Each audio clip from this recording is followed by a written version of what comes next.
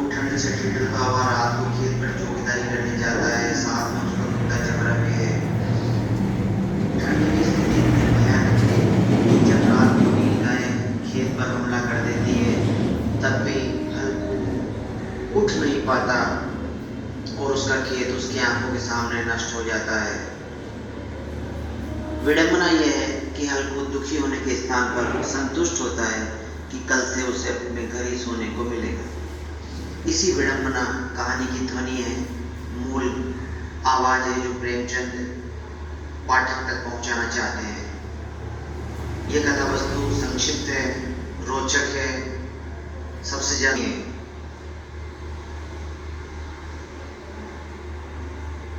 कथा वस्तु की दृष्टि से ये कहानी उत्कृष्ट कही जा सकती है।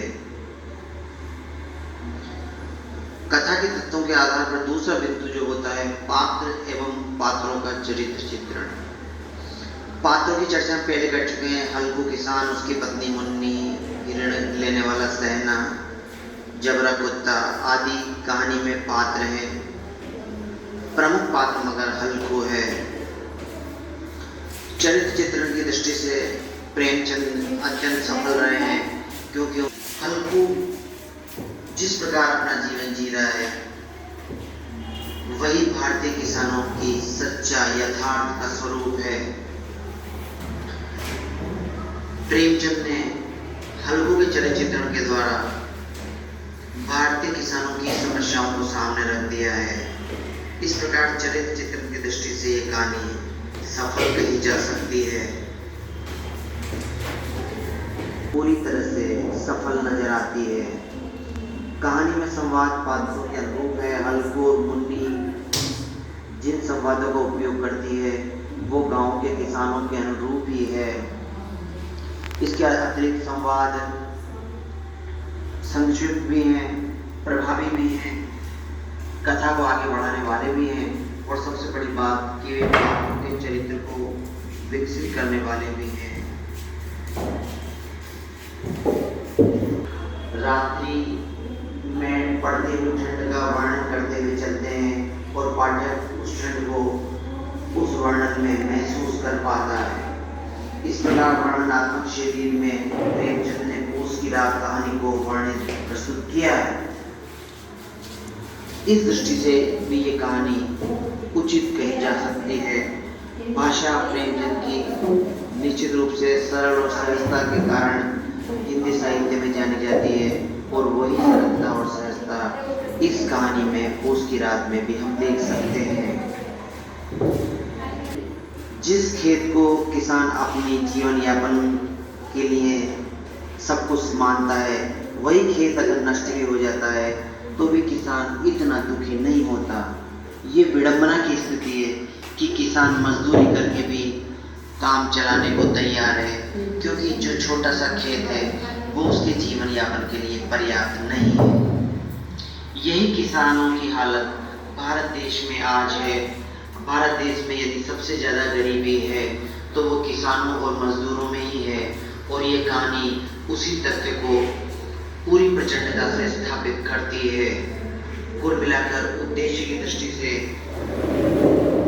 कहानी को हम पूरी तरह सफल कह सकते हैं।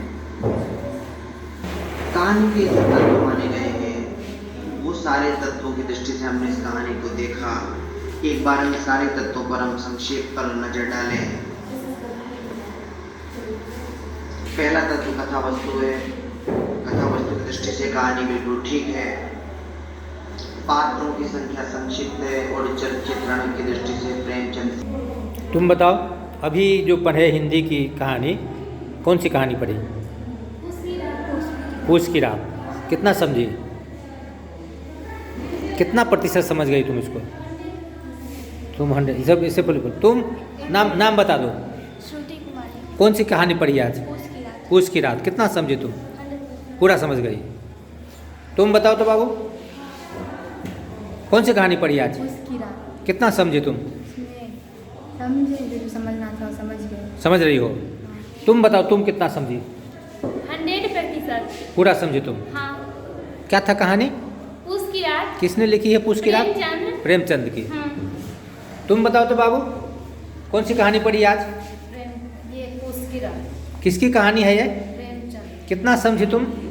पूरा समझ गई। तुम? पूस की रात। कितना समझी? पूरा। पूरा समझ गई। तुम बता दो, नाम बता दो। शीतल कुमारी। तुम भी बता दो नाम।